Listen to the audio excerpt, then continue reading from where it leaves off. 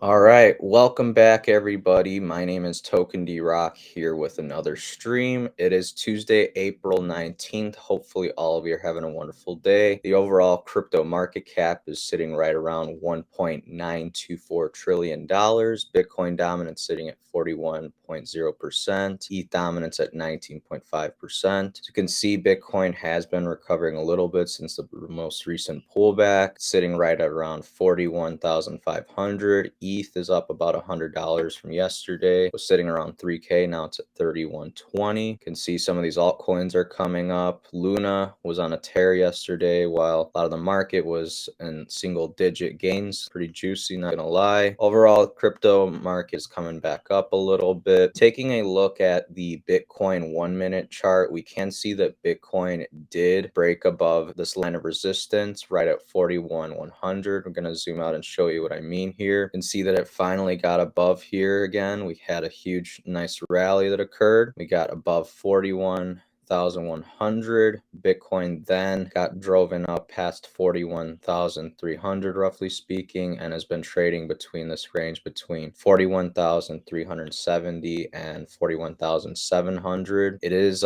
kind of facing a resistance band, so we will have to see if that breaks through or not, or ultimately if we go down to retest 40,800. We'll see. We do have to clarify that this band of resistance somewhere between 41,200 and 42,100. Just got to put that out there. I'm not saying this is the definitive resistance band, but this is the section we're looking to break out of. If we can break out above this past 42,100, things will look a bit better. Bitcoin is still holding that trend line. Just got to put that out there. I do think we're going to potentially see something like this. I think we're going to come up here, put in a higher high, and then retest this line of support right here, or maybe go back down to the trend line, retest it, maybe wick down to here, worst case scenario. But I think that will be the bullish case for Bitcoin to do, is if we see some sort of rally. It doesn't need to play out exactly like that. We could potentially go like this, and then come down here and then go back up. That would be rather bullish in my opinion.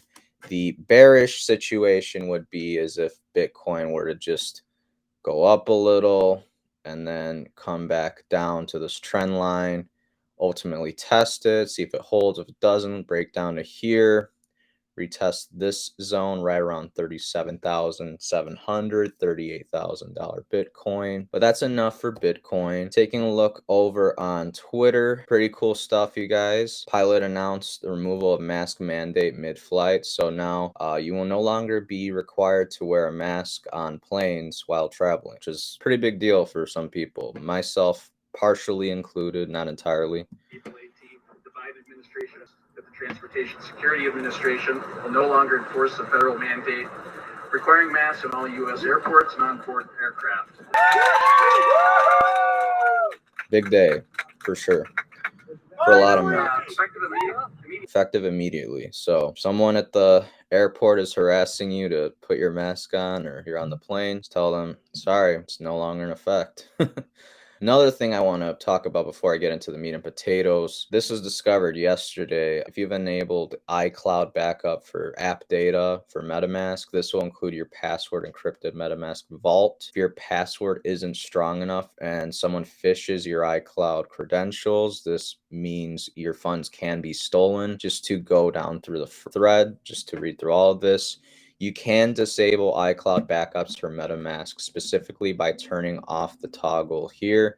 You go to settings, profile, iCloud, manage storage backups. And if you want to avoid iCloud surprising you with unrequested backups in the future, you can turn off this feature under settings, Apple ID/iCloud, iCloud, and cloud backup to disable that feature. So something to look into if some of you are using Macs or iPhones, etc. Just something to look into, because you don't want a hacker or a random person just phishing your data and eventually possibly having access to your funds. That would not be good. CZ from Binance says that 741,840,738 worth of BNB will be taken out of circulation soon, and he has to reiterate BNB BNB is deflationary. If you don't know what that means, you lack basic financial knowledge to get lucky in this world. Harsh but true, time to learn. Taking a look at the real-time burn for BNB, we can see that roughly 2,600 BNB has been burned in the past 7 days. Quarter 2, 1.8 million BNB being burned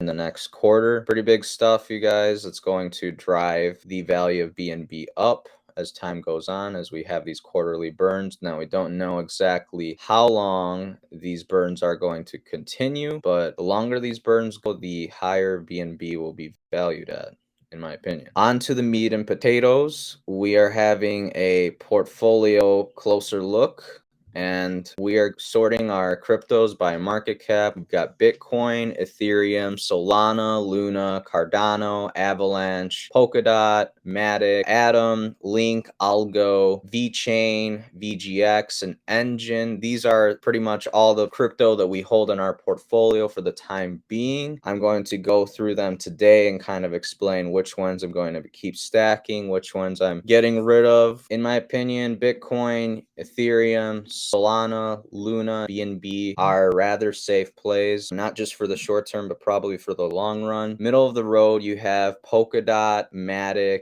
Atom, Link. Those are a bit more risky compared to the least risky category, but nonetheless, there's not huge downside potential as much as these more speculative assets like VGX and Engine. Now, the tokens that I'm going to sell once I turn a profit on them are VeChain, Helium, Avalanche, Cardano, Algo. All those bags are pretty light for the most part, minus my VeChain and my Cardano bag. Both are outrageously huge, and I need to trim some of the fat and put that money into a better horse, so to speak. Now, we did make a crypto pyramid, basically categorizing how much we're going to be stacking of each crypto. I'm super bullish on Bitcoin, not just for the short term, but also for the long term. Again, with all these concerns of hyperinflation, the cost of living rising, the uncertainty over whether governments will seize your funds from your bank if you happen to donate to a cause or a protest they don't inherently agree with, and have your funds seized. People are starting to see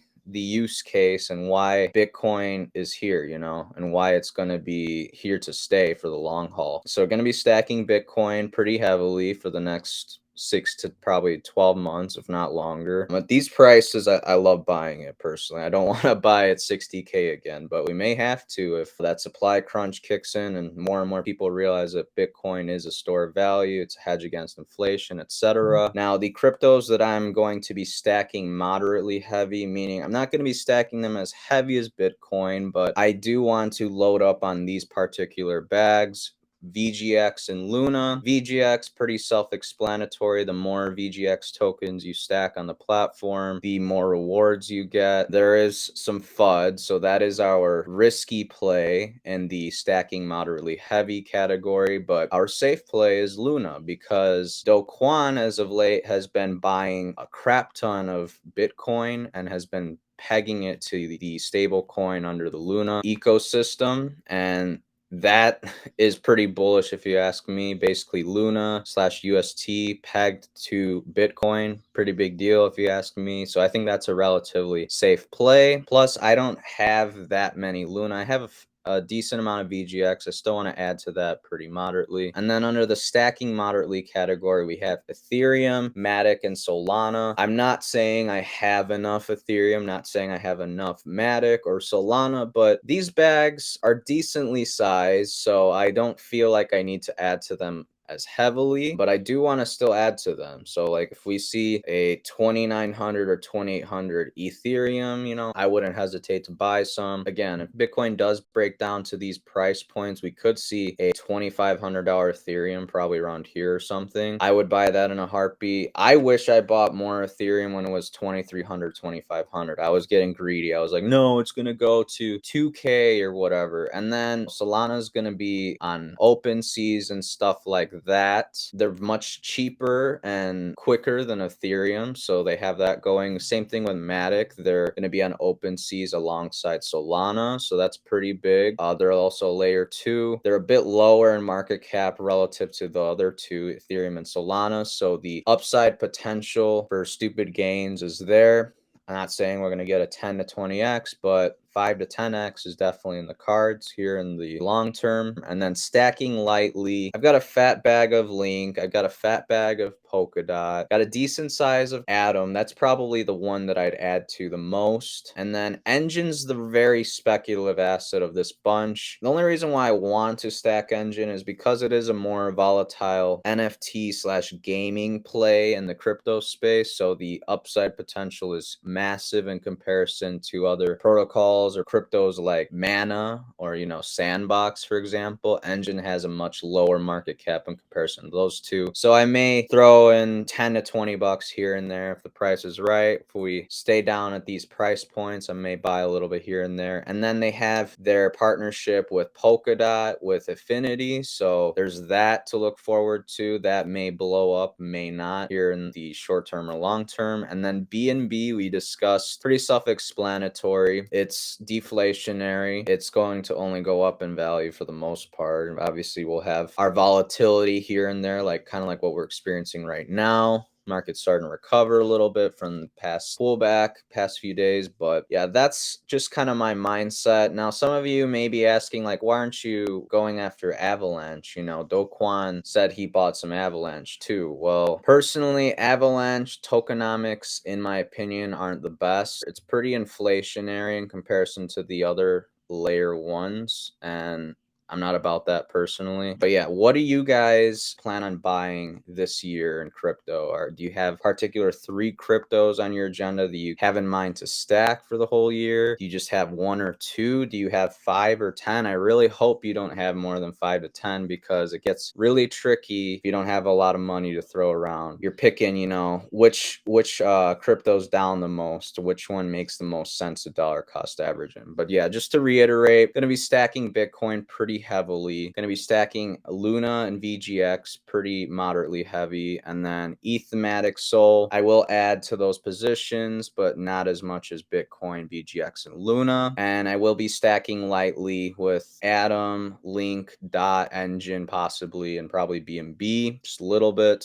A Link and Dot, like I said, we have a fat bag, but dollar cost average is probably around $30 to $35, if not a little bit higher. So not a bad idea to dollar cost average down. So that is why I'm stacking lightly on the side for those. But yeah, let me know what you guys are stacking down below. If you enjoyed today's video, found it informative, educational at all, please like and subscribe. If you're over on YouTube, please hit that notification bell to be notified when we go live next. I got some links down below, so please check them out and stay up to date with crypto prices over on CoinMarketCap. Stay up to date with crypto events over on CoinMarketCal. Sign up over on Voyager, deposit $100, get trading today, get $25 free of Bitcoin when you do that with my link below. You can also earn some interest on your crypto while you still can on that platform. Fortunately, I won't be promoting Celsius anymore because you have to be a accredited investor. Got a link for the BlockFi Visa Signature Rewards card as well. Earn up to 3% back in Bitcoin on all your everyday purchases. For the first 3 months that you have the card, after that drops to 1.5%. Can't stress this enough, guys. That 1.5%, though it seems minuscule, you are miles ahead of everyone else if you're stacking that Bitcoin. Those thousands, if not hundreds of thousands of Satoshis are going to add up, and they're going to count in the long run because, like I've said, the world is changing drastically, you guys, and Bitcoin is becoming a safe haven for